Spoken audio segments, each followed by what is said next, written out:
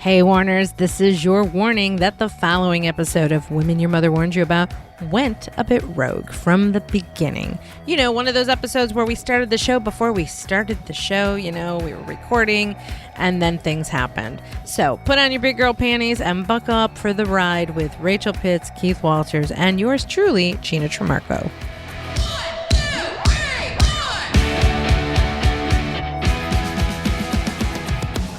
I was thinking, I'll just run this by you, like something along the lines of fun, holiday magic and fun. I'm feeling fucking great and fun and magical right now. So that's perfect. I've got like rainbows and unicorns spurting out of me. Continue, please. Sorry. Happy holidays, everybody. This is another rogue episode of the Women Your Mother Warned You About, brought to you by Sales Gravy. Here is what my thought was, is that in your Marco Polo to me today, you had, and by the way, everybody, this is a lot of times Rachel and I, we communicate via Marco Polo. Back in the olden day, we did it to not kill each other. And now we actually use it as kind of a way to have a sounding board when we can't get a hold of each other. And we all run super hard. And a lot of us actually don't want to actually call people and tell them like when we're falling apart. And so it's kind of cool to have someone you can Marco Polo and like just spit it all out on video and not have anyone interrupt you. And so lately, Rachel and I have been having a lot of Marco Polos, and highly recommend. Highly recommend. And you said something today that kind of got me thinking about this topic and how we could turn this into holiday magic and the hearts of children. Because you were talking about, and we can have some seriousness with this, but you're talking about your inner child. And if I can share this, like sending a note to your inner child, which anybody who's been through therapy, you've been given that task before in some way to heal something. But you were talking about, being a ballerina as a child. And I think kind of like what got to me and resonated with me was, my little girl at age 7 wanted to be an actress. Shocker, right? And I told my mother I wanted to be an actress. And you might be a little young for this, but I remember distinctly the day it happened. I was watching the Dinah Shore show. Some of you in this age group with me may remember that. The Dinah Shore. Dinah Shore. Okay. So didn't she have the sheep? Lammy? I don't think so. I can't remember what her name was, but it wasn't her. Oh, now I'm like, I want to know who that is. I can't remember. Okay, sorry. Go ahead. So sorry. Dinah Shore was like, she was one of those talk show hosts that like had celebrities on that she would interview. Right. And it's before like all the like talk shows took off, but I was 7. I remember this. So that would have been, do the math, 1975-ish. Okay. And I remember like watching her and being like, I want to be an actress so I can be on the Dinah Shore show. I want to be interviewed by Dinah Shore. Like I was so enamored. I knew from a very young age that I wanted to be a performer. And I went and I told my mother and she laughed. You could never do that. Talk about crushing dreams. Mm. And then when I was 9, still had the passion at 9. There was a school friend of mine who like came to school all braggy brag, like, I'm auditioning for a TV show. And I'm like, what TV show? Okay. And it was called Bubblegum Digest. I don't think I've ever told this story. This has to go in my book.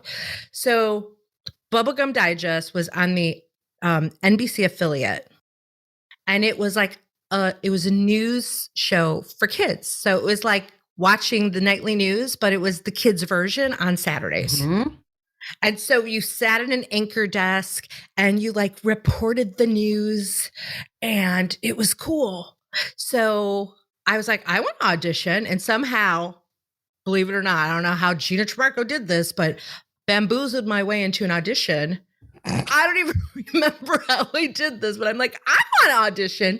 And I got an audition and I had to, this says so much about my path. I had to prepare news stories.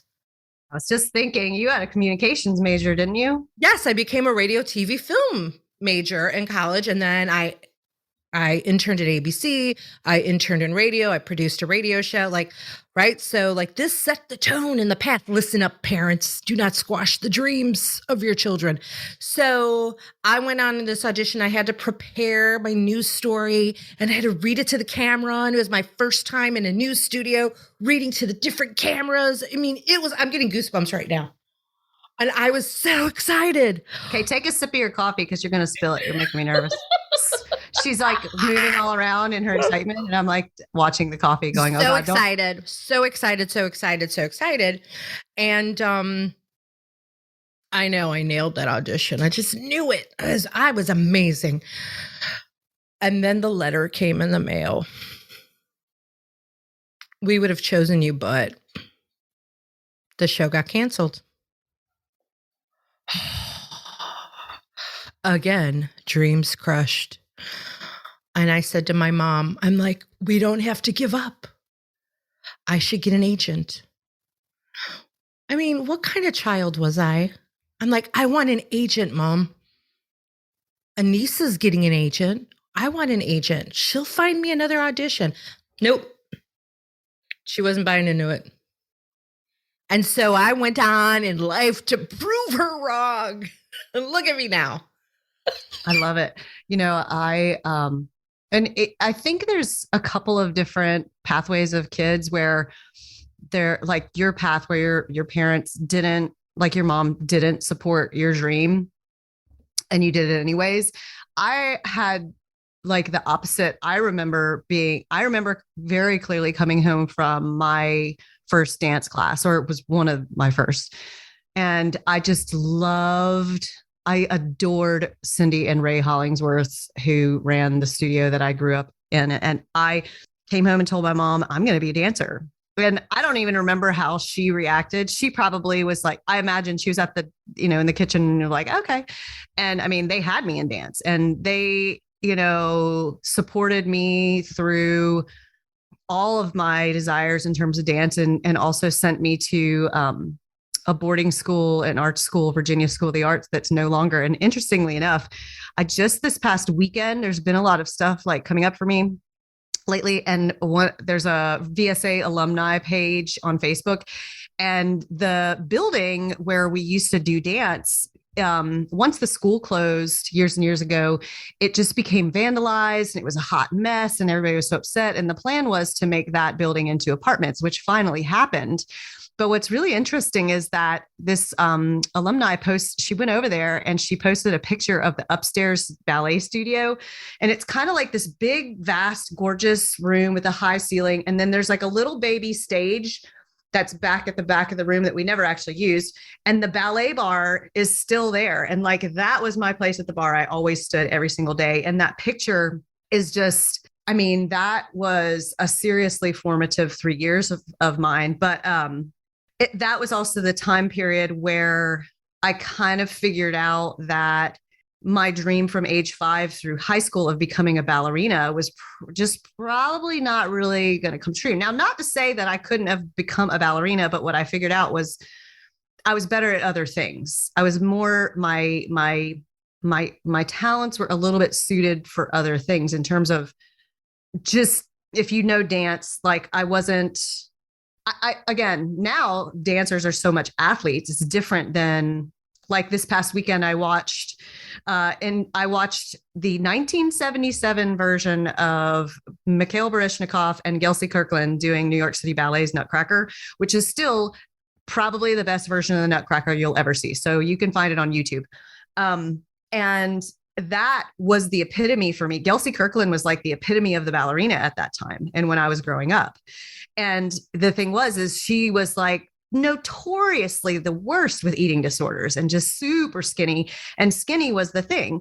So like basically the messaging I the story I was telling myself, of the messaging I was receiving, is that I could never be a ballerina because I wasn't skinny enough. And I could never get skinny enough to be a ballerina.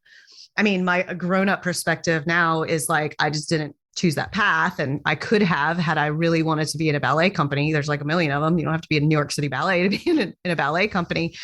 And I did have a great professional career, but the little girl in me still struggles with, I just could never be skinny enough to be a ballerina. And so like recently I like have gone through some interesting self-discovery of like having a lot of that brought up again that I thought I had mastered. And a lot of it has to do with the fact that I've been competing in bodybuilding and bikini division. And what we've discovered, my coaches and I, is that my body type is not really suited to be a winner in bikini, just because I have a flat little dancer butt, like, and bikini is very much the silhouette of the female, with a lot of the emphasis is on the glutes, on the bubbly booty. And some people are born with a bubbly booty and some people are not. And again, similarly to like my childhood dreams, it's not saying that I couldn't go on to build that and become that. It's just would be a harder path than, hey, why don't you switch over to fitness division where you can be a dancer and do a dance routine? You don't have to worry about glutes. You can be a lot more successful over here. But like, I think there's a connection to my disappointment and letdown, because it's sort of similar. Like, you don't get to be that because your body's not right. Yeah, I hear you. And when you said that in the Marco Polo, and I was kind of processing that and thinking about that, and that's why I wanted to talk about. That's why I wanted to make this like, we'll get back to the childhood joyous Christmas unicorns here in a second, but right, go ahead. But the theme I really wanted to focus on, which Jeb loves so much when I say the phrase "sell like a child." Just kidding. He does not like that phrase. So I have taught a course called Sell Like a Child, which is an awesome course. Thank you. And the reason why is because I noticed, I have a whole story I talk about with my nephew when he was 3 and how he conned me into buying toys for him when I picked him up from daycare. The point is that children have certain traits that they capitalize on to get what they want. Right. And I talk about these 5 top traits. And as you were talking about your inner child and the ballerina, and then that made me think about me wanting to be an actress in the Dinah Shore show. And then how, I did the dance thing. I did the voice lessons thing for 2 years. I'm a musician. I've played the instruments. Then I went back to dance, and then because I auditioned for a show once as an actress, and they're like, "We're gonna put you in as a dancer," and I was like, "What?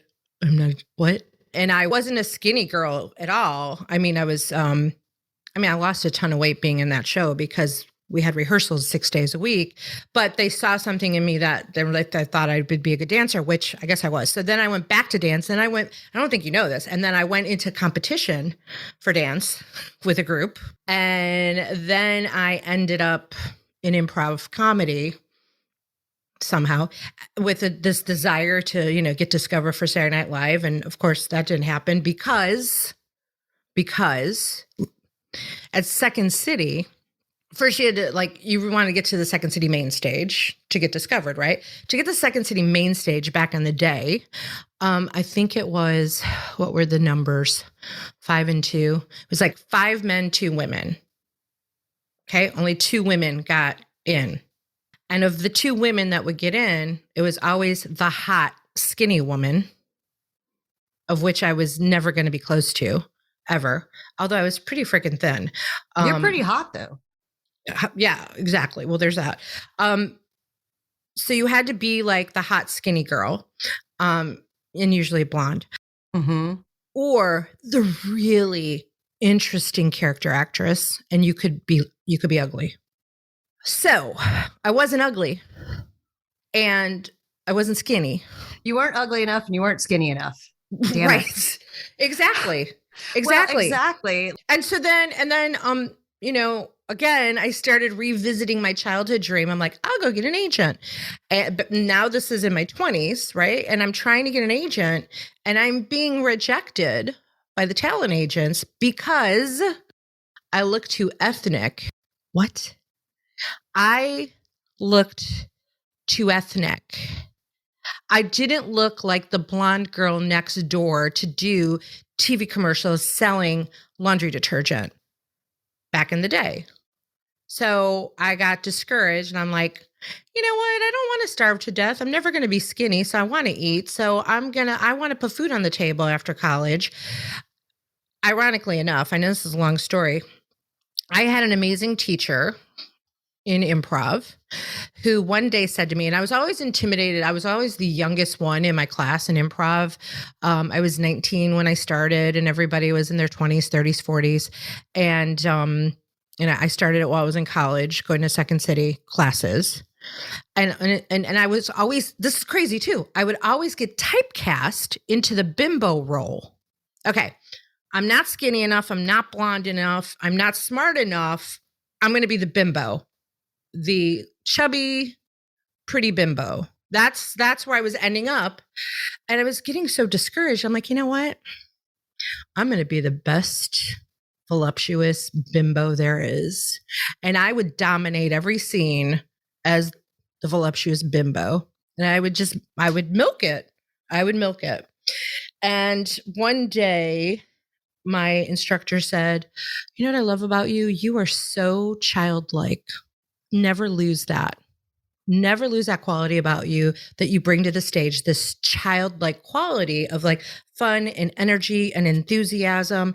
And that's sort of my point here for anybody who has had a dream or has a dream or is just trying to like really do great at what you're doing in your business and your job in sales, how you're selling, right? Like you have to have a passion for what you're doing.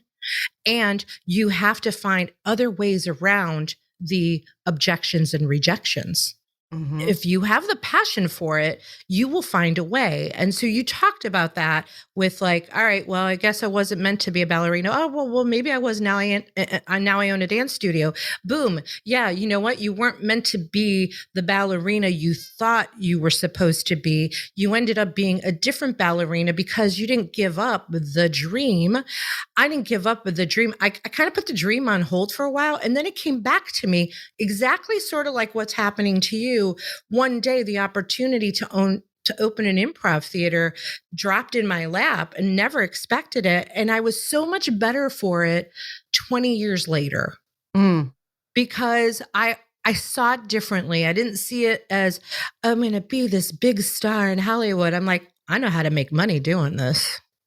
I know how to make money selling classes. I know how to make money selling tickets to shows. Like everything I did for the past 20 years up to that moment when I opened my theater all served a purpose that was built on my passion to do what I was doing. I just ended up doing it differently than I originally thought I would be doing it.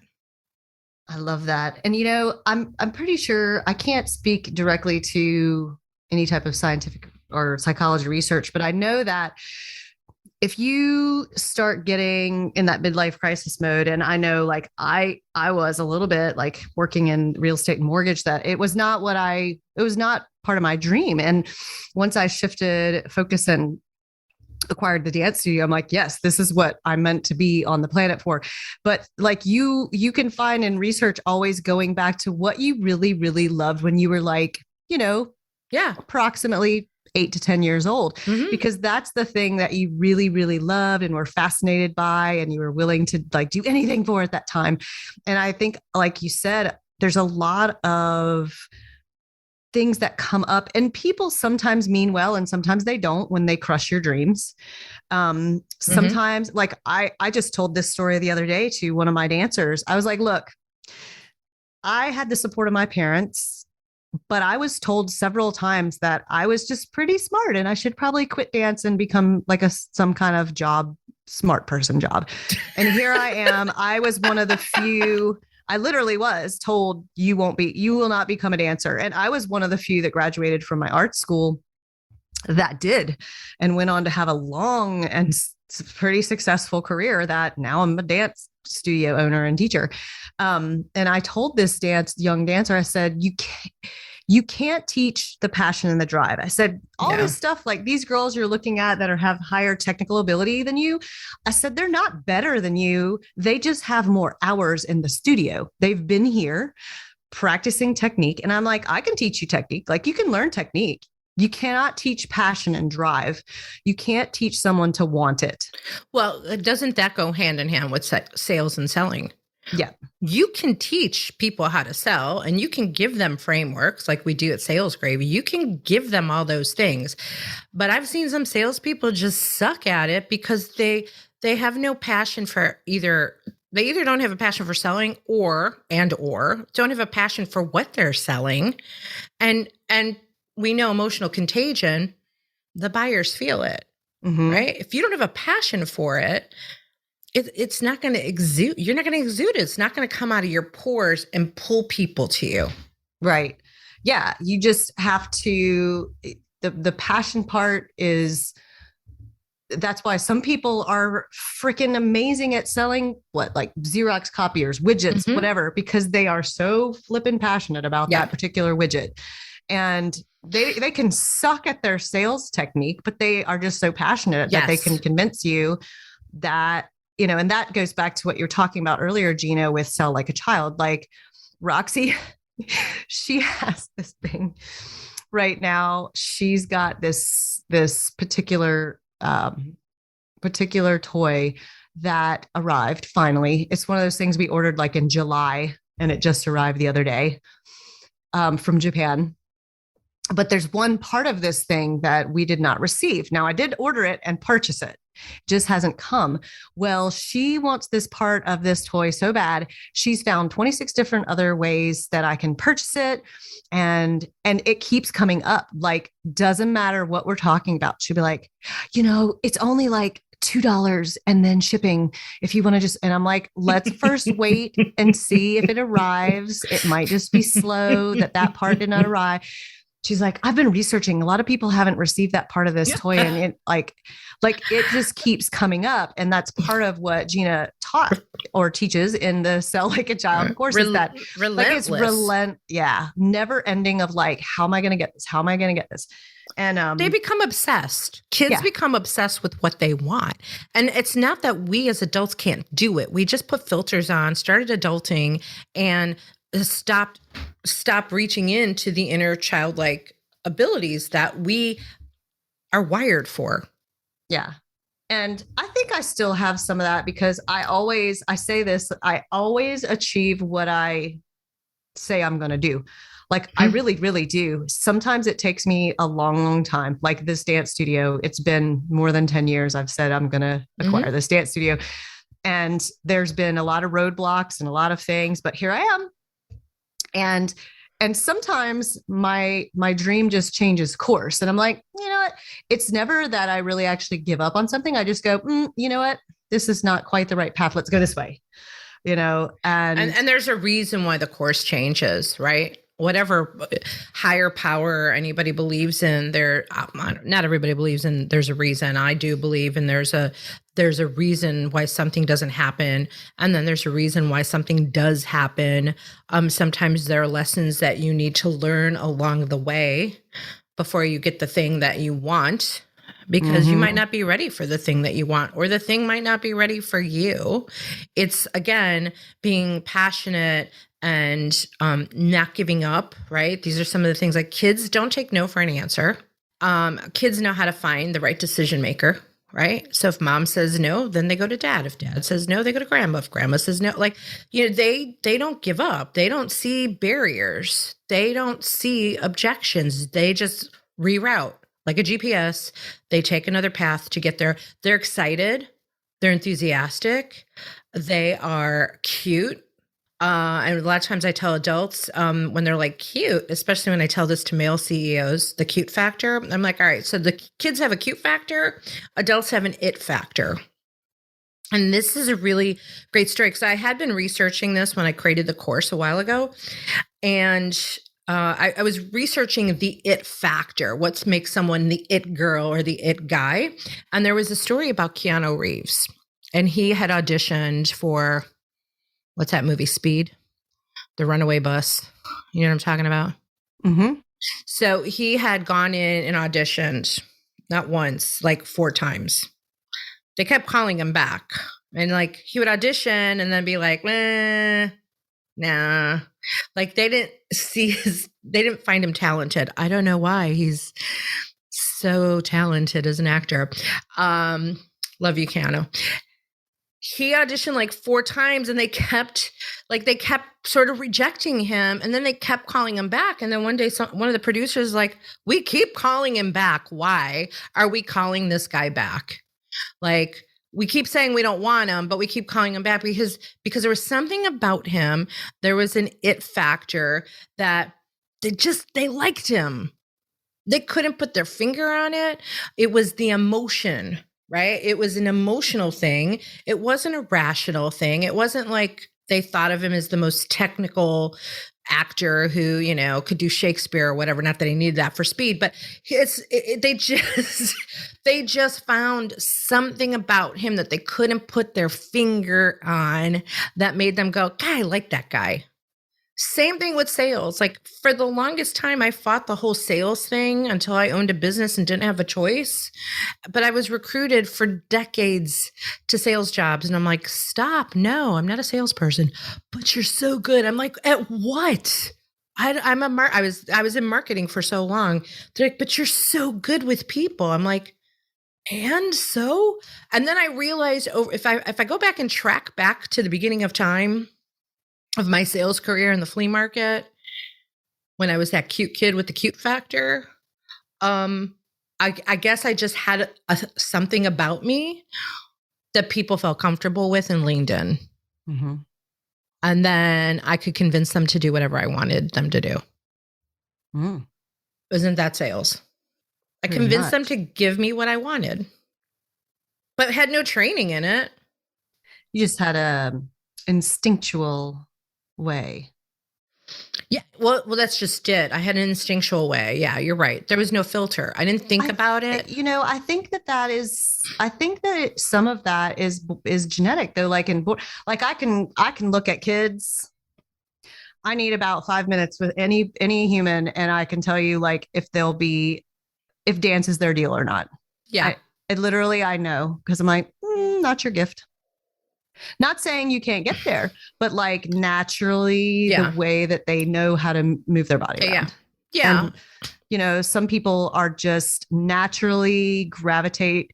I was explaining to the dancers the other day about personalities like red, blue, yellow, green, and all that. They were just fascinated because some people are, I'm like not yellow at all.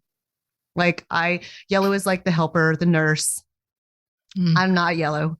I am super red. And like, I think some people are just born. They're naturally just want to help people and they gravitate towards, they want to help. That's David. Yeah. Like David falls into that. Like you could do the colors, you could do the disc. You know, when I look at, gosh, I wish I would have thought about this a long time ago, like personality assessments and, how important that is, like knowing someone's personality in sales or in business in general, understanding the where they fall in, makes a huge difference. Knowing how to sell to that personality. And we teach that at Sales Gravy, but David's got that personality of like, he's just a helper. He wants to help everybody, take care of everybody. And I'm like, I wish I would have known this assessment thing a long time ago, personally, because my personality needs that personality. Just need that person. Yeah, I mean, I think it's good to know those personalities. But again, kids in general are going to, you're going to have your best excitement and enthusiasm level as a child. And then we lose it as we grow older. You know, David's son is really super smart, wicked smart, and 14, which I'm learning how to navigate for a 14-year-old boy. And I think I shared this with you in a text. So we had further discussion on this. So I had texted him some ideas for Christmas for his dad gifts he could get, and I said, here's something your dad mentioned he wanted. He's like, great. Can you pick it up? Can you get it for me from me? And I said, sure. And I texted him back. I said, and how would you like to arrange your purchase, the financial part of the purchase? And his response, like I did not see it coming. His response was, you don't know how this works, do you?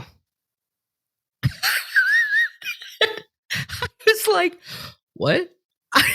I responded with, no, I don't know how this works, but I'm sure you're about to tell me. And he responds, I'm the kid. You purchase it and pay for it, and you say it's from me. That's how it works. It was the most relaxed, assertive confidence in a text message ever that I literally caved in. I mean, he got the master. He reverse engineered this sale to me. And he's like, this is how it is. And I go, okay, baller, I see you. I know how much money you have in your checking account, but I respect the hustle. And when you're 16 and you get a job, this will end. And his response was, okay. Wow. So basically, you thought of the gift and mentioned it to him, and he's like, great, why don't you get that for me? And done. And pay for it. And he did this to me for David's birthday gift too. And I just let it go. And I'm like, all right, we're not going to create a habit here.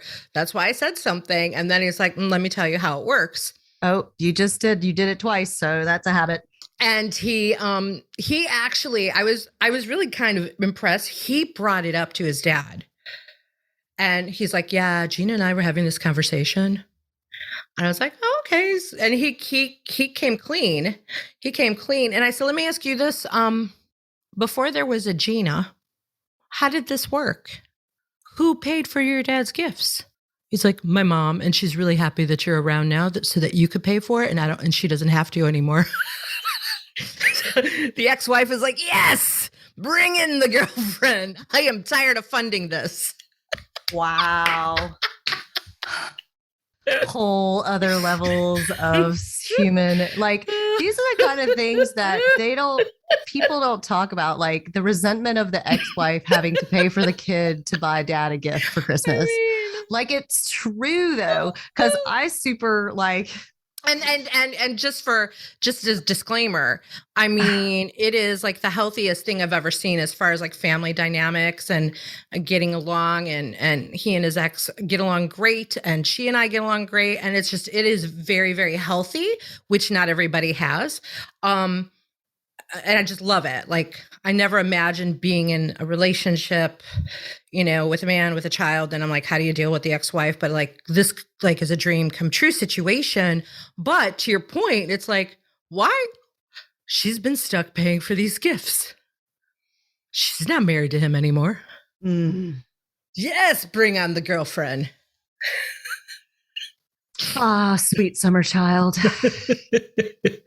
I just thought it would be fun today to talk about, to turn this into, that how important it is to check yourself. Don't give up on, the things that you want or that you thought was going to be your life. Don't give up on the prospect you're going after, unless it's the wrong prospect. Sometimes we're chasing the wrong dreams. So you got to be clear on, are you chasing the right dream? But don't give up on it. Maybe you'll get that prospect in a different way. Maybe you'll sell them a different thing. You have to like see the way out and around, right? Just like kids do. They don't give up. They just find another path or another decision maker. They keep the excitement, and they're rejection proof. Kids are rejection proof for the most part. Yeah. Without getting too deep, we're talking like surface level stuff. But it is true that, again, going back to Gina's original story of her mom kind of downing her dream. And I mean, you doesn't really matter who tells you not to chase your dream, because really you can have crazy ass dreams. And like a lot of times we easily, especially as adults, give up on those things because people are like, that's crazy. But what if chasing it opens up a whole new world? Like, I mean, just because like my whole bodybuilding journey is a result of Yeah. COVID and me just going, this will be, let's see what happens. And who knew? And all the things that I have learned and am still learning, like boatloads of stuff. Like, of course, people tell me I'm crazy all the time, all the time. It's totally nuts. It's totally crazy. And what's the point? The point is that, it's fulfilling something in me that, um, that I want. I don't even know what the result is and what the reason is, but it's kind of like when we want things or we want to achieve goals, we want to win something. It's all the same thing. Like kids want to have something, and then you get some, like, or you out there, listeners, you want this thing, you want this car, you want this purse, you want this house, you want this thing. Well, then when you finally get it, then what? Guess what? You want another fucking thing. Or like in terms of winning, you want to win, you want to be number one, you want to be that number one. But when you, and this is like straight out of Tim Grover stuff. Tim S. Grover's books are amazing if you're like into competing. You win and you get to help, you hold that trophy and you wear that tiara and you stand on the top level and get the Olympic gold medal, and you get that win for a couple of minutes and then it's done. And then what? Then what? You're either chasing the next dream, or you, now if you're number one, you have to hold your title. We talked about this last week, and what you were coming off of, and you were coming down from a high. And I told you that story again that I had heard in a church sermon so many years ago about the summit, when you reach the summit of anything and you get there and you worked hard to get there and then you got it. And he talked about, then all of a sudden, what do you do next? Like, well, if there's not another summit ahead of you to climb to, you have no choice but to go down into the valley before you go up to the next summit. And instead of like letting that depression set in after you got to number one, take that moment to rest in the valley to then set the next set of goals, which is how I treated Thanksgiving week. I'm like, I put it on my calendar. I blocked it out. I was really good, with the exception of one thing. Right? I didn't take a single meeting except for one. And it was a client that had disappeared and came back. His wife had been very sick, and he finally responded and had time to talk to me. And I'm like, let me talk to this guy for a few minutes. Other than that, I stuck to my boundaries to rest. Yes, I worked. My idea of not working is not having meetings, but I rested to get my energy back to go to the next summit. So you have to have dreams and goals. This is the other thing I ask coaching clients when I first onboard them. What have you stopped dreaming about? What are the dreams that you had for yourself that you, and usually financial, like, you know what, I'm never going to afford that, so I'm just not going to dream about it anymore. Well, why? Why not dream about it? Because when you have the dream, then you have the goal, and then that inspires you to go get it, because I got to make money in order to get it. And that's going to drive you to keep going with getting the things that you want. And there's that reminds me of my Honda Fit. So, I remember that. Long story short about dreaming about the thing that you think you cannot afford or have. So, long story short, when I was still married to Roxy's dad, we had two vehicles, and one of them shit the bed and we got rid of it. And so we had one vehicle, which was hard in the way that it's hard to have one vehicle and two adults, just is. Well, we couldn't afford to buy a new vehicle. And so ensued about 6 months of me like borrowing and just begging and borrowing rides everywhere. Like, Mm. because at that time, Roxy's dad needed the car to drive to Myrtle Beach. So I was just like pulling favors all the time. Well, I had this car. I wanted a Honda Fit in the blue raspberry. At the time, I think I was coaching with you at that time, Gina. And I Yeah. was like, I wanted to be known as the Fit Girl. And that's why I wanted the Honda Fit. And Oh, I I wanted the remember. blue. And I would go on the Honda website and I would look at this car. And I had no fucking idea how I was going to get this car. There was no way. I had no means to buy it. At the time, I was working in real estate, and it was also kind of the tank of the market. It was 2009, maybe. It was kind of like the market wasn't good. Mm-hmm. And so I'm sitting there in the real estate office on floor duty one Saturday, and these people call and they're like, "Hey, yeah, we want to come see this oceanfront condo." And I'm like, "Okay." So I took them to see it the following Saturday, showed them that. They looked at that condo, and I think I showed them the one beneath, which wasn't as nice. And like, I was like, okay, yeah. And we're driving back from this condo to the office. And I'm like, so what do you think? Like, how did you feel about that? They're like, oh, yeah, we're going to go make an offer. And so we go to the office. We literally wrote this offer for this $500,000 condo and closed it in a record-breaking 10 days because they bought it cash. And this was with litigation on this. It was like incredible that it closed in 10 days. It just was. So 10 days later, I have this massive commission check. And I called up the Honda dealership and I was like, "Who's this?" "Jacob." "Okay, great, Jacob. Do you have a blue raspberry Honda Fit sitting on the lot?" And he's like, "Yeah." I'm like, "I'll be there in a few minutes. I'm going to buy that car from you." And I went up there and bought the car. And literally a couple weeks before, for months, I had no idea, but I just had that little dream that I kept hoping for because we needed a car. And I was like, if I'm going to need a car, I might as well get the one I want. And I did. And you just never know what the opportunity is that's sitting out there waiting for you if you don't keep that dream kind of in the forefront as at least a possibility, even if it's completely just crackerjack in the sky. Yeah. Why not? Because what if You get it. if it's in your cards and it's just around the next corner and you have no idea? That's kind of the fun part of life, that when I'm, not in the valley of despair, life is full of these twists and turns, and you just don't know if you're one of those people that's closed off to opportunity and closed off to the big dreams that you dreamed as a small child and the big, hairy, audacious dreams that you have as an adult.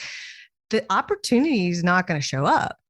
It's just, you won't see it. Kind of like this morning or last night or something, I posted, you got to love yourself, because if you don't love yourself, everybody around you can try to give you the love you need and you're begging for, but you're not going to be able to accept it because you're not allowing it. And the same, if you want amazing, exciting things, you have to be open to the fact that it is available to you and not just the other guy. Well, first of all, you got to speak it, right? You got to speak it and say, "I want this." And then you have to yes and yourself that it's possible and not say it's not possible. And then you put it out there and then it happens. So sometimes you have to put some actions in place for it to happen. But it first starts with stating it. That this is what I want. Just like you wanted to be a ballerina and I wanted to be on the Dinah Shore show. And we stated those things and we got them just in a different way because we put it out there. And I think this is a great story about you going back and buying the Fit, because think about how many times we've had customers who are like, "Yeah, I just can't do this right now. I can't afford it. I can't sign up for coaching. I can't sign up for training. I just can't. God, I really want it, but I can't." Sometimes they're not emotionally ready. Sometimes they're not financially ready. My buddy Skip today was talking about, well, sometimes they're not financially ready. And I'm like, well, I think people always find money for the things that they need and they want. Going back to when I coached with you. Yeah. I mean, we've told that story, right? Sometimes they will find the money for the things that they need and they want, just not on our schedule all the time. Right. And one last story before we wrap this up, talking about the car. When I went to buy my last car, again, I got really clear with what I wanted. I want it. And I'd done the research like buyers do. By the way, listeners, our buyers do research. I researched. I read consumer reports, like best SUVs in a certain price range, right? I went and researched that. And then I knew exactly to the detail what color, how many miles, what year range, what price range, everything that I wanted in the car, from butt warmer to sky roof thing to, all the things, everything that I wanted, leather seats, like everything. Like I was detailed. And I showed up at that lot and I said, this is exactly what I want. I have a check. I'm ready to buy. And that salesperson, he scurried the lot with me looking for it. None of that. He's like, well, this one. I'm like, nope, this one, nope, this one, nope. I knew exactly what I wanted. You have to be specific on what you want, whether it's a dream, a goal, or a client, and have that ideal avatar, ideal dream in mind. But I'll tell you, in 24 hours, that sales guy found me the car. He went hunting and convinced some senior couple on vacation in Myrtle Beach to turn in their car and sell it to me. I mean, literally down to the color, everything. I got it. That is the end of that story. So, Warners, I hope you enjoyed this episode. I don't know what we're going to call it. Not Sell Like a Child, because that would be career limiting right now. But find your fun child side to your passion in everything that you do. Remember to recapture that right now during the holiday season. It is really easy. I hate to say easy, but this is a hard time of year for a lot of people. And if you have any kind of level of depression or anxiety, which a lot of us do, and you could be prone to that, this could be a hard time of the year. So here's my final words, like just recapture that inner happy child, not the inner sad child. We all got that one. The inner happy child that is fun and joyous to push through to get what you want. Rachel, you got any final words? I think you can find a lot of that at this time of year, because the holiday season, if you want to look for it, you can find that childlike wonder. Just, go watch any holiday movie. You're going to find that. Do you believe in Santa? Do you believe in magic? Do you believe in magical things? And that's what I think Santa is all about, is like creating these amazing, unexpected miracles for children on Christmas morning, that are unexpected and just what you hoped for, but you just weren't really sure if it was going to happen. And then Santa delivers, there's that magic, and you can find it if you look for it. Awesome. Well, thanks, Warners, for listening to this episode of The Women Your Mother Warns You About, sponsored by Sales Gravy. To learn more about Sales Gravy and all the amazing courses that we offer, go to salesgravy.university. This episode is coming out in December. I think it's coming out this week that we're recording it. We have a whole bunch of new boot camps coming up in January. We've got some courses still going on this month. I know I've got one. I think if this episode comes out this week, my next course, What to Say When You Don't Know What to Say, is December 2nd. And Selling with Stories, my newest workshop that I've created, comes out December 7th. Two great workshops to check out, or anything else. We got a lot on our calendar in December, so check that out. And for more about Rachel and I, you can go to womenyourmotherwarnsyouabout.com. Anything else to add, Rachel? If you enjoyed this episode, please feel free to share with somebody who could use a little childlike wonder this time of year, and share any of our episodes so we can help spread the love. Bye, Warners. This really will get serious soon. Yeah, it doesn't have to. I don't think anybody wants it to be serious.